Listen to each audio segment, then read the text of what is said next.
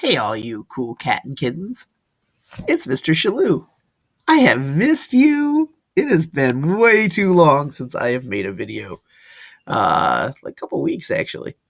So I thought maybe I'd get back on the wagon and try to talk you through the Cold War. So I'll try to keep it brief and probably do this in a couple sessions. So we will get right into where we left off, the last chapter, the end of World War II.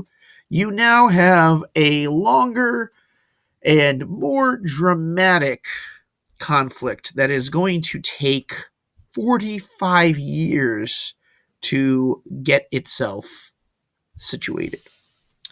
The Cold War.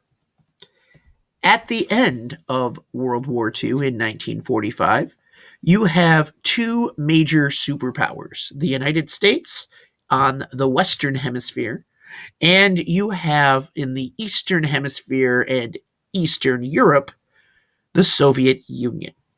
Russians are going to occupy pretty much all of the eastern territory of Europe, much like America conquered the Western territory, although in America, we call it liberate, mainly because we weren't taking over the territory of France, Belgium, the Netherlands, Luxembourg, and then the western part of Germany. We were liberating from Nazi occupation. Soviets didn't exactly treat it in the same way. The Soviets were more like occupiers, where they would not relinquish their power from these areas. They sought this area as a buffer zone. The Soviet Union had already seen it twice in the previous 30 years, Germany pushing through places like Poland and the Ukraine in Eastern Europe on its way to Moscow. So they wanted to try to protect against any further or future invasions of their homeland. So they wanted what are called satellite nations, or a buffer zone, to make sure that they could protect themselves against any of the Western European countries. The United States is going to make one of the conditions for the end of World War II national self-determination. Basically allowing people living in homelands in their countries to determine for themselves what kind of government system that they were going to have in place, so that there wouldn't be a return to authoritarian dictatorships. People would be able to freely elect leaders that they felt were best qualified, rather than just using military occupation, that kind of thing. So America, in its post-war plans for rebuilding Europe, they're hoping that these new not new countries, but these countries are going to elect new governments and leadership that is going to be more democratic in the same eyes as the United States, kind of trying to create civilizations in their own image. Stalin and the Soviet Union is not going to agree to this at all. They want loyalty to the Soviet Union. So they're going to prop up puppet states within the Eastern European countries. And that is going to create what we call the Cold War. It's an ideological struggle between the Western democracies led by the United States and the Eastern Soviet nations, the Eastern Bloc. Not just Eastern Europe, but really you're going to see this struggle throughout the whole world of communism versus capitalism. And the reason it's called a Cold War, as opposed to like a hot war, a Cold War, you never have the two enemies actually fighting each other in conflict, in warfare. This is an ideological war. You have two different ways of life that are competing against each other, and they're going to take this on a number of levels. It will descend into wars, but not directly against each other. They're going to be what are called proxy wars, wars that are going to take place in individual countries or regions around the world, but they're never actually going to pit the Soviet Union against the United States. It's going to be civil conflicts, like in Korea or Vietnam or Afghanistan. So you have areas that are going to kind of be a testing ground between capitalism and communism, And the United States and the Soviets are just going to kind of play in the background of these conflicts. But it's not just a military type of conflict. You have ideological conflicts when it comes to the economy, economic competition. You have intellectual competition, like the space race or technological innovation, improvements. In sports, like the Olympics, you're going to see this competition between the U.S. and the Soviet Union. So you have a lot of different avenues where this ideological struggle is going to take place. And it's 45 years, or 46 years, if you want to say the fall of the Soviet Union in 1991. But it's roughly an entire generation that has to live under this umbrella of the Cold War. So you have capitalism versus communism. Just a brief refresher. Capitalism, you have businesses, farms, industry that are all privately owned. People can make decisions that are best going to benefit them, profiting off of the sale of goods. You're going to be paying for your labor. You're going to be having supply and demand. This is going to create what we have in the United States as a class system. You have upper class, the rich, middle class, and then you have the poor working class. This creates a competition in economic circles. And so typically when you have competition, people working not only with each other but against each other, you have progress within society. That is the ultimate goal. Moving forward, getting bigger, more technologically sound, a better quality of life overall is going to benefit from a capitalist system. Communism is a communal experience. The commune of communist is trying to everybody working together for one goal. So you're owning and running all of the businesses, all of the industries, all of the farms. Everybody is cooperating. There's all sharing, spreading of wealth. Economically, everything is going to be distributed equally. And it's going to benefit everybody equally. This is a classless society. So there are no haves and have-nots. Everyone is essentially a working class. It promotes cooperation with government-owned businesses. Now, that is the purest form of communism. That is what Karl Marx, when he developed this concept, was hoping to achieve. The reality of the situation is no communist country has ever actually been purely communist. The authoritarian regimes, especially the Soviet Union, is going to have a power dynamic where the government is basically going to make all of the decisions. So if you're a government employee, if you're working for the government or you're a leader within the government, you are going to have tremendous wealth. You're going to have tremendous influence on the rest of society. So that's not exactly what we would call equal participation in the government, in the economic system. You definitely have a vacuum of power.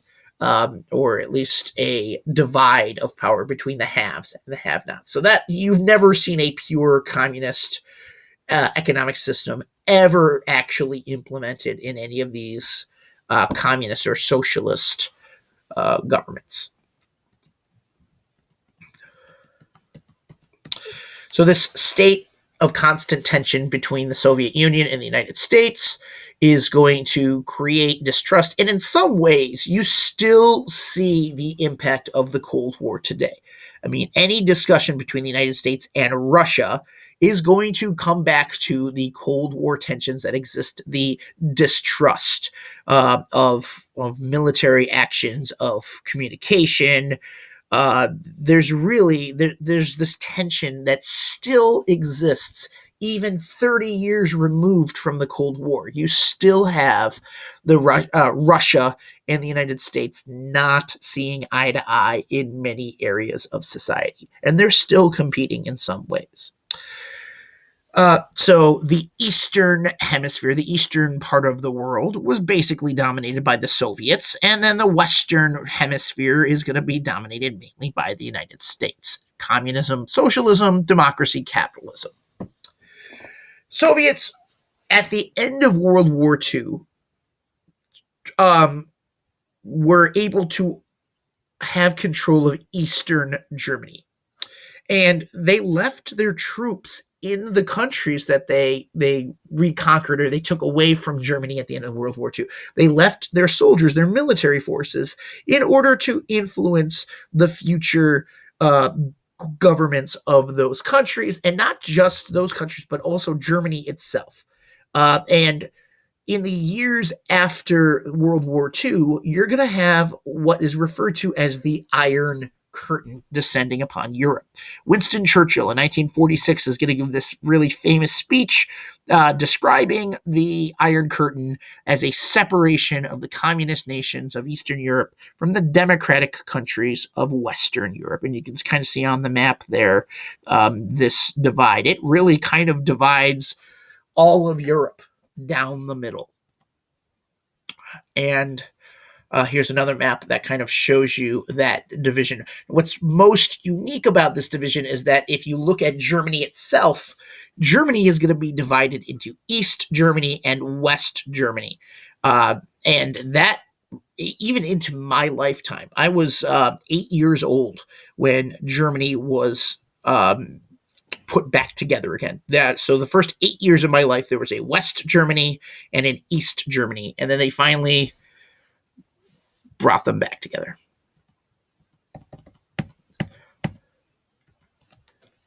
So the plan in the years after, before you really see the Cold War ramp up, the idea in the United States, at least, after completely revolutionizing the economy, how dramatic an impact the World War II had. The government spent more money than it had ever spent on any individual thing. This war was incredibly expensive, and it sets us into a national debt that we still have to this day. We were typically pretty balanced as a government up until World War II, and then you kind of see a very precipitous decline in the national deficit. Well, there was a plan at the end of World War II, the Baruch Plan, to rapidly reduce the U.S. military force. Also, there was a lot of negative reaction to the nuclear bombs that were dropped at Nagasaki, Hiroshima.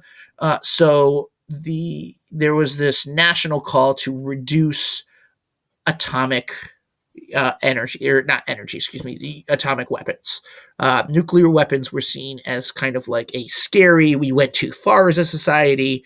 So people wanted to like either share the technology or to completely get rid of it. That was the hope under the Baruch Plan.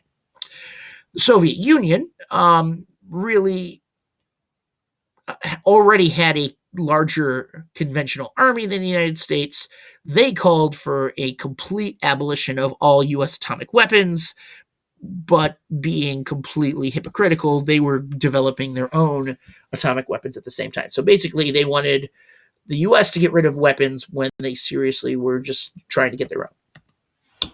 The assignment that I had you guys work on was this idea of containment, that we didn't want to have to fight World War III immediately after World War II. As tensions grew between the Soviet Union and the United States, and it became apparent that our two ways of life were not going to coexist in the world, and when military threats became more and more like it looked like we were going to go to World War III, there was this plan of how to handle the Soviet Union. We didn't want to have to go to war, to resort to using more atomic weapons. So you have the idea of containment. The Secretary of State, George Marshall, is going to come up with this concept, and it's going to be in coordination with Truman. he wants to make sure, kind of like a jar, where you have this thing and you want to hold on to it, but at the same time, you don't want it to get spread elsewhere. So the best way to make sure you can handle the problem is if you simply contain it. You put a cover on where it is, allow it to remain where it is, but don't let it further spread elsewhere. So it's essentially, think of like a mason jar, or just a jar like for jelly purposes. You put the cover on it. You can shake it up. You can like try to get the things out. As long as that cover is strong, the items within whatever's being contained within the jar is safe, but anything is not going to come out. Wow, I'm really terrible at explaining that. Sorry. The U.S. is going to supplant Britain as the arbiter of world affairs. So basically, the 1800s and the first half of the 1900s were mainly like the British Empire, kind of dominating the world. And then from 1945 onward, it's pretty much generally agreed that we are now in what's called Pax Americana, where you have the peak of American civilization. We are the world superpower, and like everybody kind of follows what we do. We kind of take over the mantle from the British at the end of World War II. Okay, so how do you maintain the containment policy? How does this actually run? Well, first you have the president giving off what his new foreign policy is going to be. And this is big because it is the first major shift in foreign policy since the Roosevelt corollary to the Monroe Doctrine. So for the first 100 years of our history, you have the Monroe Doctrine, or not really the first 100 years, but like from 1823, I believe, 1820 something, up until Roosevelt in 1901, you have the Monroe Doctrine, saying that the United States will be the protectors of the Western Hemisphere, basically the Americas. We will make sure that we will protect our interests from European colonization, European interests.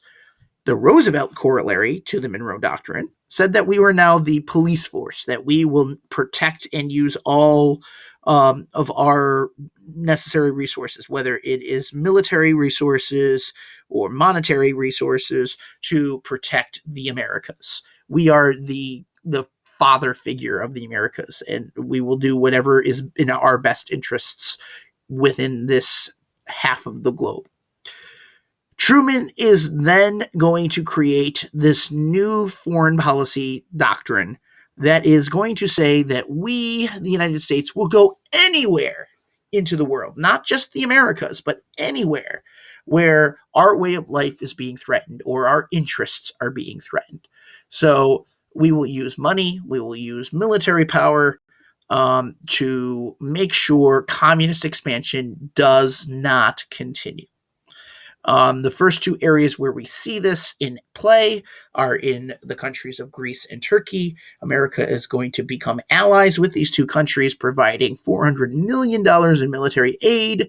And in return for this support, these countries are going to create democratically elected governments that are going to be opposing the communist way of life. So these are two major victories early on in the Cold War to create democratic governments that America is going to prop up. So the Truman Doctrine in place. With these two successes, the idea of the Marshall Plan is going to be set into motion. George Marshall, again, the Secretary of State, does not want other Western European countries to think about socialism. In the first couple of years after the World War II era, Eastern European countries were quickly consolidated under Soviet control. They created the economy in the same vein as the Soviet Union. And so they were able to quickly try to recover from the damage of World War II in Eastern Europe? Well, the United States wanted to make sure that these Western European countries would also be able to economically recover from World War II. So the United States is going to pledge $12 billion in rebuilding European economies in any country that was willing to work with the United States. The only thing we asked in return is that you allowed for self-determination. And of course, that money was then going to be spent on American industry. So like they want to rebuild their infrastructure, and they want to have all of these modern, convenient products to create a style of living that was similar to the United States. So they're going to take American money, but that money is then going to get poured right back into the United States with American businesses. So this is going to be an incredibly profitable venture by the US. We're not doing this selflessly. It's going to benefit us in the long run. And the reason that America is going to be so economically powerful in the late 1940s, 1950s, 1960s, all the way up through the 1970s, we are the world economic engine that everything's going to revolve around. And so Western Europe is going to owe its rebuild to the United States. And this Marshall Plan is the principal reason why that is the case. Providing Europeans with an attractive option opposing communism, this capitalist way of life, it makes us look good as we help prop up these countries, providing immediate needs. It provides financial opportunities for the United States, creating these trade networks, these close allies. And it's not just France and Britain. We're going to go into Italy and to Germany and in the Netherlands and Belgium. And you can kind of see the map there of all the different regions that are going to benefit from the Marshall Plan, the money coming. And it's going to be also kind of a list of all of our allies today. You can see that pretty much every single one of these countries that we provided financial incentives to through the Marshall Plan are the NATO allies, the North Atlantic Treaty Organization, which we're going to talk about in a second, but also just like common economic allies that you see even to this day.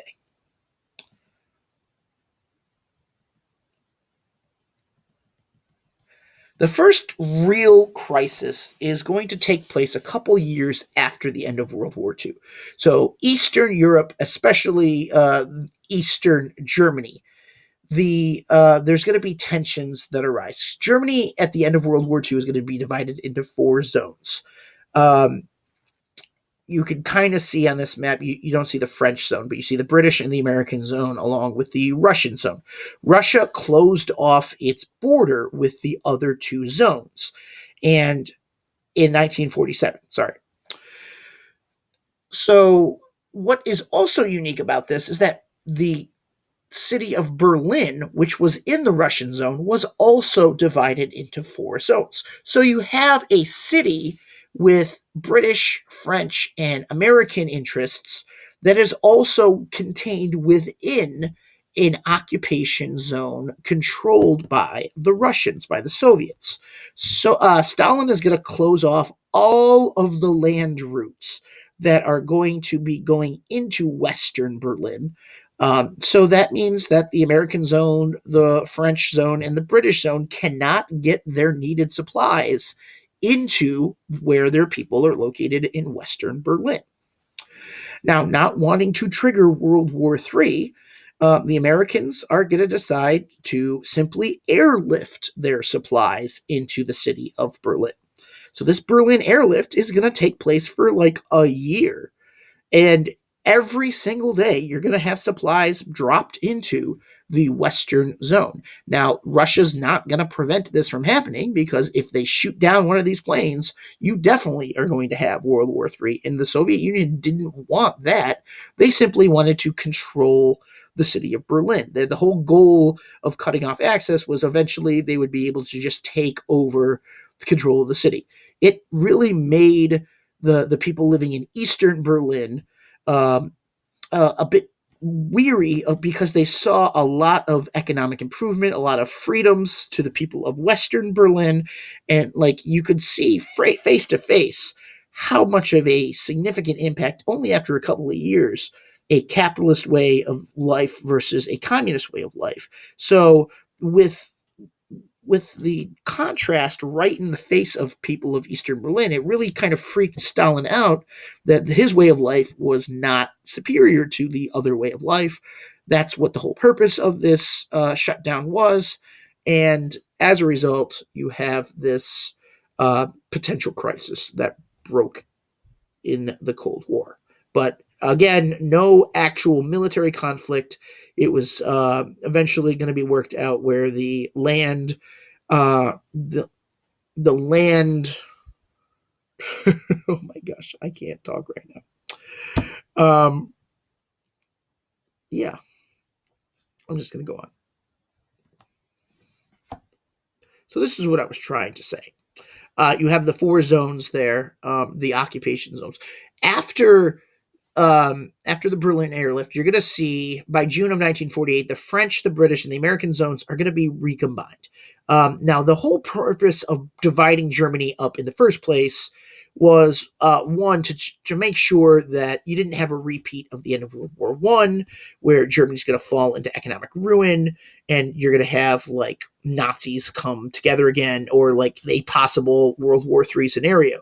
To make sure you prevent any economic collapse of Germany, like at the end of World War One, the Allied countries are going to prop up the German country. They're going to create this democratically elected government. They're going to help economically rebuild. There's not going to be any reparations. So this is going to be a much different scenario than what you saw with the Treaty of Versailles. The Allies are going to cooperate with the German people to try to provide a better way of life.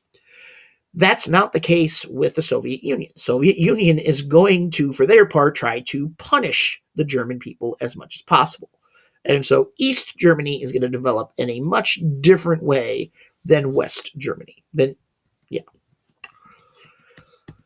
This growing problem with the Berlin airlift is going to lead to some major changes when it comes to military. You have the National Security Act that's going to be passed in 1947, which creates the Department of Defense, unifying all of the armed forces. So you don't just have the Army, the Navy, the Marines. And now you're going to have the Pentagon that is going to coordinate all of the different military branches under one command center, under one leadership structure.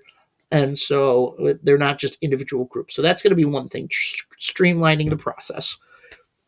The Central Intelligence Agency is going to be created in order to coordinate intelligence gathering, all the different mechanisms for gathering intel about enemies and about American strengths and weaknesses. All of that stuff is going to be coordinated by the Central Intelligence Agency.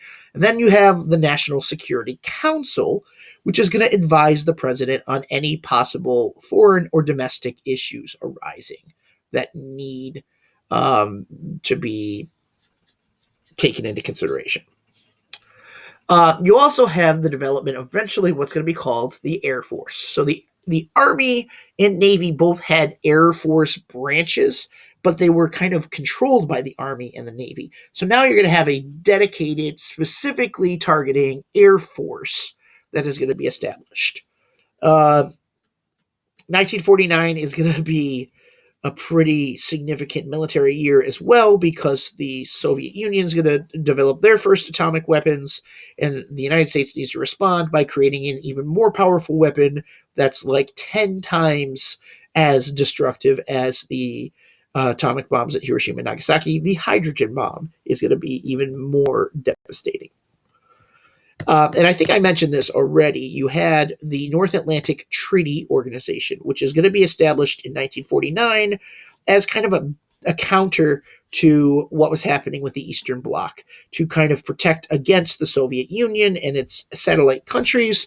You have the North Atlantic Treaty Organization that is going to create this alliance system that is just not mainly a military alliance system. Goodwill and like trying to promote peace and prosperity is going to be the United Nations, which is kind of the successor to the League of Nations.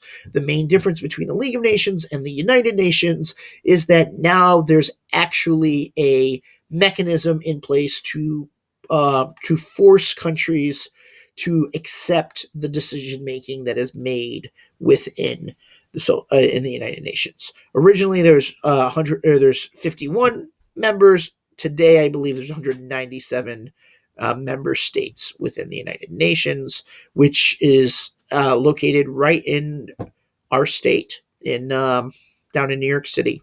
Is the UN Center. You have the General Assembly, which is every single nation member. And then you have the Security Council, that is the United States is a permanent member. Soviet Union was a permanent member. Russia is currently on that chair, along with Britain, France, and I think China is the final member of the Security Council today. It has been most successful in its humanitarian causes, providing peace and prosperity throughout the world, fighting hunger, disease. Fun fact, the World Health Organization is under the umbrella of the United Nations, something that is current popular topic, talking about disease. So that's kind of funny that we're talking about that. So that's the United Nations. So in response to the North Atlantic Treaty Organization, the Soviet Union is going to help to develop the Warsaw Pact, which are the satellite countries along with the Soviet Union. Okay, there's the United Nations. Here are the two major military alliance systems. So you have the United States and then all of these other countries that are eventually going to join the North Atlantic Treaty Organization. Then you have the Soviet Union along with its mighty arsenal of Albania, Bulgaria, Czechoslovakia, East Germany, Hungary, Poland, and Romania. Military superpowers. And you can see here with this map just kind of how divided Europe becomes as a result of the Cold War. You have West versus East. And this is going to be an ideological struggle that takes place really up until your parents' lifetimes. Your parents were born into an era of a Cold War society. The last thing I want to talk about are the other major event that takes place in 1949. I already talked about the Soviet Union that tests their own atomic bomb. We're no longer the only country with atomic weapons. The other major development is China becomes a communist country. And this is significant because China, as it was back then, as it is today, the largest country population-wise on the planet. And so this is kind of a major victory for the Soviet Union. You have the world's largest country that is going to become a communist nation. And now you have this containment policy that failed. We were trying to promote our way of life. We were trying to keep communism where it was. Well, here's a little bit of communism getting out of the jar. Mao Zedong is going to lead the Chinese communists to victory over Chiang Kai-shek, who is going to be backed by the United States in the Chinese Civil War. So now this means that America has kind of really failed in its first real telling event of the Cold War. So even though like the leaders of China and the Soviet Union don't actually talk to each other, they often disagree. They're not looking at communism in the same way. They certainly, Stalin and Mao Zedong did not get along. But this is significant that you have a major communist country, and really the only major communist country that still exists today. Yes, you have Cuba, yes, you have Vietnam as also communist countries, but China is by far the biggest. And some people say that kind of China has replaced the Soviet Union as a new Cold War has come about between China and the United States. So there are your two leaders. Here's more. Well, I'm going to stop right here because we're going to talk about the Korean War. I'm going to make a video tomorrow to talk about the Cold War. Korean War, excuse me. Thank you for listening to my TED Talk.